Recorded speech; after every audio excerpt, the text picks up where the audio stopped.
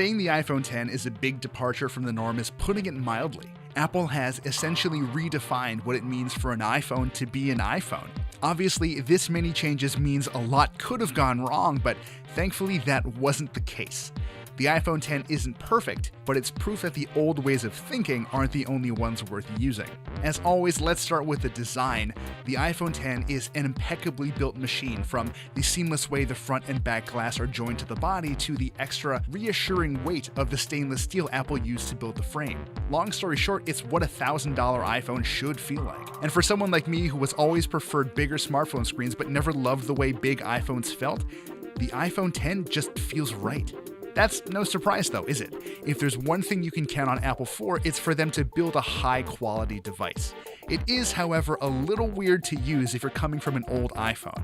There's no home button, no Touch ID, and the 5.8-inch OLED screen stretches almost all the way across the iPhone X's face. That screen, by the way, is excellent. Samsung built the panel to Apple's specifications, and it's among the prettiest I've ever seen on a smartphone. If you're used to seeing Samsung's vivid, punchy AMOLED screens, this one might leave you a little cold since it's tuned to look a little more natural. I certainly don't mind it though, if only because it's leagues ahead of the LCD screens Apple uses in its other phones. The iPhone X screen has a wide color gamut though, which helps make some images look more lively, and it packs support for HDR10 and Dolby Vision HDR, so you're not going to run out of pretty things to look at anytime soon. But there is a notch, a noticeable black notch. You probably know by now that in addition to all the usual stuff Apple squeezes into the tops of its phones, that notch also plays host to all the stuff that makes Face ID work. In other words, it's a necessary evil. Now, believe it or not, but over the week I've been testing the iPhone X, I've actually stopped noticing it. No, really. After all, most of the action happens towards the center of the screen anyway. What I can't stop noticing is how non-optimized apps get letterboxed on the iPhone X screen. They're bounded on the top and bottom by expanses of black space, and they just look dated. Not bad, dated. Since unlike some Android phones, there's no way to force an app to go full screen, we all just have to wait until app developers issue those crucial updates. So, what is it like to actually use the iPhone X? In short, it's not as difficult as some might think. Since there's no home button, you swipe up on an app to go back to the home screen. If you swipe and hold, you get a little haptic buzz and there's your app switcher. This might be one of my least favorite changes because you now have to press and hold an app window before you can dismiss it. It's not that much slower than before, but dang it, I like the switcher the way it was. At least you can now cycle through apps by sliding your finger across the bottom of the screen. Anyway, since the iPhone X is smaller than the 8 Plus, it's quite easy to operate with one hand. If you need to reach the top of the screen without stretching your thumb though, you can turn on reachability. After that's done, a swipe down on the bottom of the screen brings the top of the screen within easy reach. Your mileage may vary, but it only took me about a day to get used to these changes, except for Control Center. Even now, I find myself swiping up to change the brightness, only to remember that you now have to swipe down from the right side of the notch to get to those controls.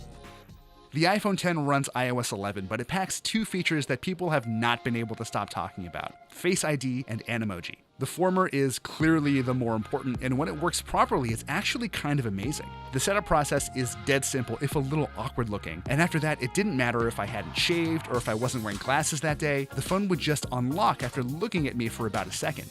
You'd better get ready to use it all the time though. Beyond just unlocking the phone, you'll also use it to authenticate logins stored in your keychain. In other words, anytime you used to use Touch ID to log into something, you'll now use your face.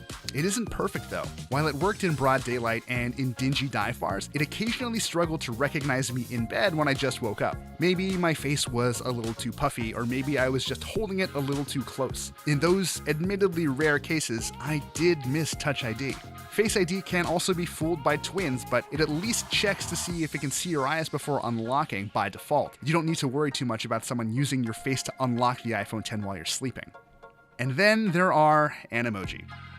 I at first thought I was too cool for them, but they actually do a really nice job of mapping facial gestures onto one of 12 emoji avatars. They're goofy, but seriously impressive on a technical level. Just know that if you spend too much time trying on different silly faces, the iPhone X gets noticeably warm. Meanwhile, the iPhone X's 12 megapixel cameras haven't changed that much. Shooting with the wide-angle view that's set by default is almost identical to shooting with the 8 Plus's wide camera, and that's not a bad thing. I still think the Pixel 2 is the best all-around all-around smartphone shooter, but the iPhone X's wide camera is excellent. The big changes, however, were made to the telephoto camera, which now has optical image stabilization and a wider f2.4 aperture. In bright conditions, this thankfully makes the telephoto camera almost as good as the wide one. The real gains come in the dark, though. Images appear noticeably brighter and more crisp compared to the iPhone 8 Plus, though the iPhone X still struggles to focus at night sometimes.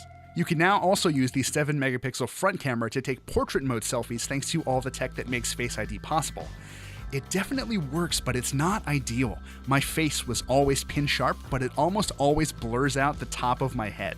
This very shallow depth of field also means that if you're trying to take a group portrait selfie, other people will almost certainly get blurred unless you're all huddled together just right.